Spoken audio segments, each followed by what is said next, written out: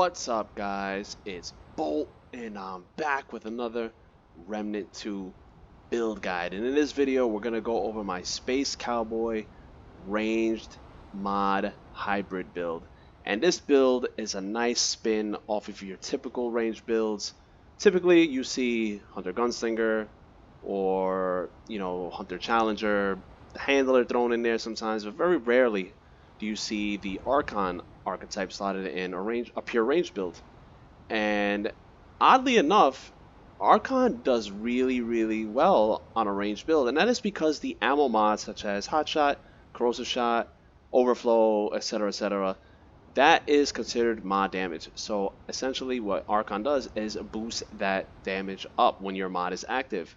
And with the ARCHON passives and with the Leaking Gemstone, we will have those ammo mods up indefinitely. But another cool thing is that the amulet that we're using here, we'll get into in a second, I did not know prior to this that this would work, and it does. And that is the Index of the Scribe.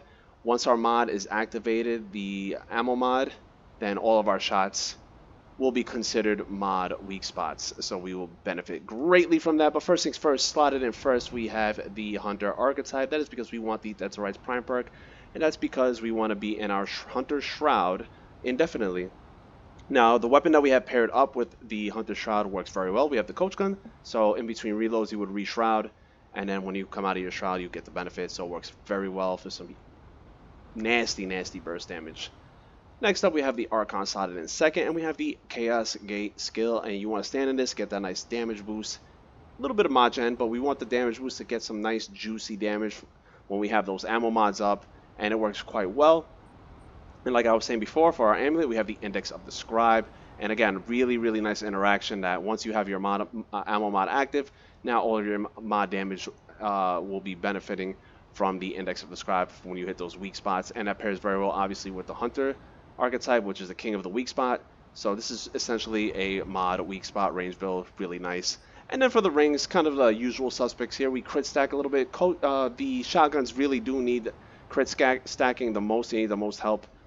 Unfortunately, crits were nerfed, but it's still the best way to go. So we have the Akari Warband. We have the Braided Thorns for our crit stacking. We're pairing that with the Probability Core for when we do land a critical hit. Get a nice damage bump there. And then we have the Leaking Gemstone, and that is what's going to give us our pretty much indefinite upkeep on our ammo mods. For our secondary weapon, we do have the Nebula. Yes, meta, boring, blah blah. I know, I get it. It's just this mod is just so focused on shooting. We just want something passive in the background to deal some damage and to debuff our enemy. So we went with the Nebula. And on top of that, we have the Feedback Mutator, and that's going to give us our Nano Swarm back indefinitely. Just like the ammo mods being up indefinitely, our Nano Swarm will be up indefinitely. So really nice to have. But if you're tired of Nebula, it's going to get nerfed also. But if you are tired of Nebula, then feel free to use something else that's like a passive damage that you could get. Maybe something like the Fairy or the Firestorm, or anything that you could just fire and forget will work quite well. I went with the Coach Gun. You could use any weapon that you like. I went with the Coach Gun because I feel like it works very well with the Hunter Shroud. Number one, I love the Coach Gun. It's just one of my favorite weapons. And paired up with the Extender Mutator that we have here, we get the 3 shots. You do some enormous burst damage with this thing.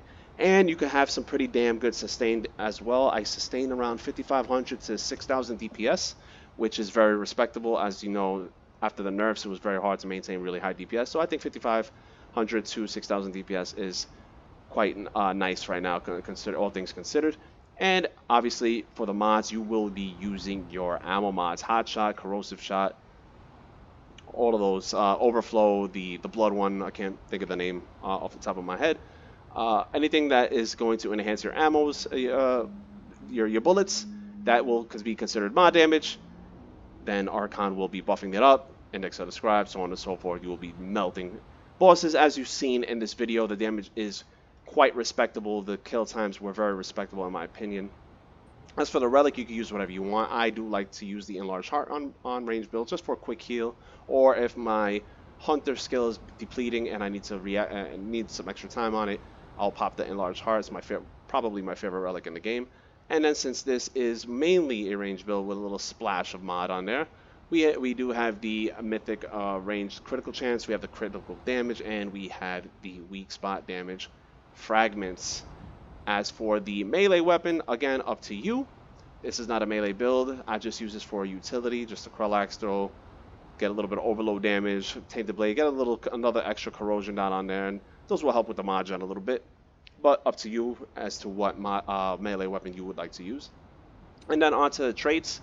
Long Shot and Flash Caster are the respective archetype traits. We have the ammo reserves because you will be chewing through ammo in this build, and I do not like to use ammo boxes during fights because that just kills my DPS.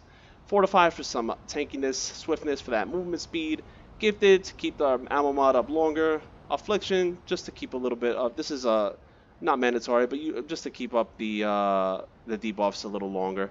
This is not mandatory. You could swap this out for anything else if you're choosing. Vigor maxed out, obviously. Spirit, obviously. Handling, and that is just to get a little bit better a recoil on our coach gun. Chakra to keep the mod out longer.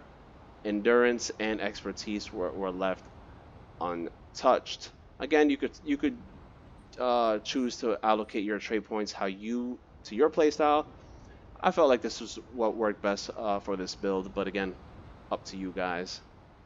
Hope you guys enjoyed this video. Hope you guys enjoyed a different take on a range build. Seeing another archetype join in the range family and actually do quite well. Let me know what you guys think. If you enjoyed this video, if you found it informative, please consider giving me a like, a share, a subscription if you have not done so already. Oh, and I absolutely forgot. The armor that I'm wearing is just fashion, guys. Like always, I just like looking cool, but I always encourage players to wear tankier stuff than I do. So feel free to use whatever armor that you want to wear that'll give you more defense. I still have, with this build, I still have 45% damage reduction, which is quite nice. And I think if it's the theme of the build of the space cowboy look that I'm going for. So again, up to you guys. That's it. Catch everyone on the next one.